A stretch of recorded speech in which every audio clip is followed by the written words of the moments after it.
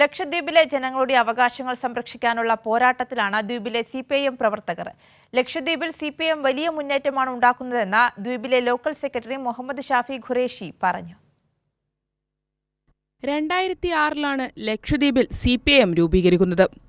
ആദ്യം കവരത്തിയിൽ അനുഭാവി ഗ്രൂപ്പ് രൂപീകരിച്ചു.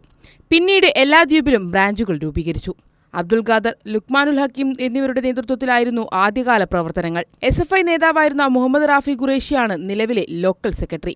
കൊല്ലത്ത് നടക്കുന്ന സംസ്ഥാന സമ്മേളനം പ്രതിനിധിയാണ് ഖുറേഷി. കാലിക്കറ്റ് സർവകലാശാല യൂണിയൻ മുൻ ജനറൽ സെക്രട്ടറി കൂടിയായിരുന്ന ഖുറേഷി ദ്വീപിലെ യുവജനങ്ങളെ സംഘടിപ്പിച്ചാണ് ദ്വീപിലെ പൊതുരംഗത്ത് സജീവമാക്കുന്നത്.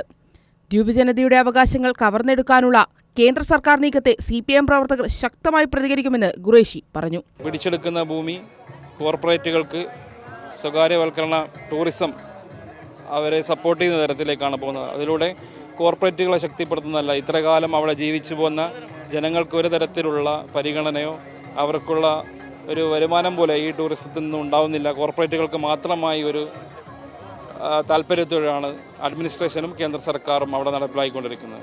തൊഴിലാളി സംഘടനയും SFI, DYFI സംഘടനകളുമൊക്കെ ഇന്ന് ദ്വീപിൽ സജീവമാണ്. നിലവിൽ ദ്വീപിൽ 127 പാർട്ടി അംഗങ്ങളാണുള്ളത്. കൈരളി ന്യൂസ്, കൊല്ലം.